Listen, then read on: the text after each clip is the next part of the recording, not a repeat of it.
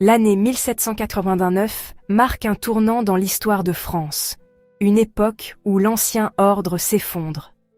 La Révolution française, nourrie par les idéaux des Lumières, balaie la monarchie absolue et inaugure une nouvelle ère de liberté, d'égalité et de fraternité. La Déclaration des droits de l'homme et du citoyen, adoptée le 26 août 1789, proclame que les hommes naissent et demeurent libres et égaux en droit. Cette déclaration consacre les principes de la souveraineté populaire et des libertés individuelles. La Première République, proclamée en 1792, est confrontée à des conflits internes et des menaces extérieures. La terreur jette une ombre sur les premières années de la République.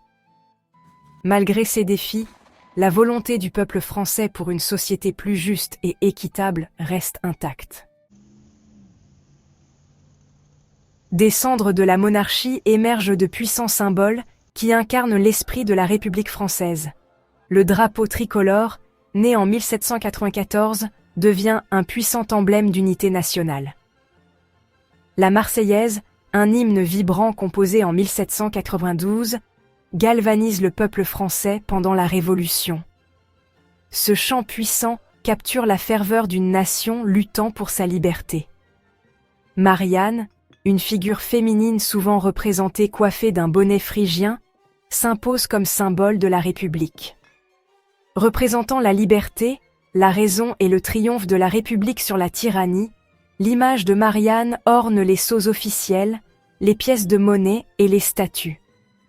Ces symboles durables continuent d'évoquer un sentiment de fierté et d'identité nationale.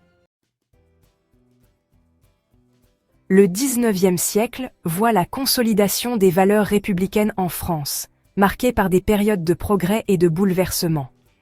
La Deuxième République, établie en 1848, réaffirme les principes de liberté, d'égalité et de fraternité.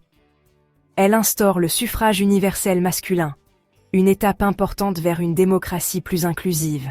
La Troisième République, instaurée en 1870 après la guerre franco-prussienne, marque une période de réformes sociales et politiques significatives. L'instruction publique, laïque et obligatoire, devient une pierre angulaire de la République, favorisant l'égalité des chances pour tous les citoyens. La loi de 1905, séparant les églises et l'État, renforce encore le principe de laïcité, garantissant la neutralité de l'État en matière de religion. Section 4. Les piliers de la France moderne. Souveraineté nationale, indivisibilité et laïcité. La République française repose sur trois piliers fondamentaux: la souveraineté nationale, l'indivisibilité et la laïcité. La souveraineté nationale affirme que le pouvoir politique émane du peuple. Il est exercé par ses représentants élus ou directement par référendum. L'indivisibilité garantit l'unité et l'intégrité de la nation française. Elle assure que tous les citoyens sont égaux devant la loi, quelles que soient leurs origines régionales ou leurs croyances.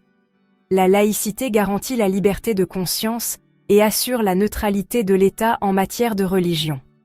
Ce principe est crucial pour préserver les libertés individuelles et promouvoir la tolérance dans une société diversifiée et pluraliste. Section 5. La République française aujourd'hui, défis et héritage durable. La République française, bien que profondément enracinée dans son histoire, continue d'évoluer face aux défis contemporains. Les inégalités sociales, les tensions identitaires et la montée du populisme mettent à l'épreuve la résilience de ces institutions démocratiques.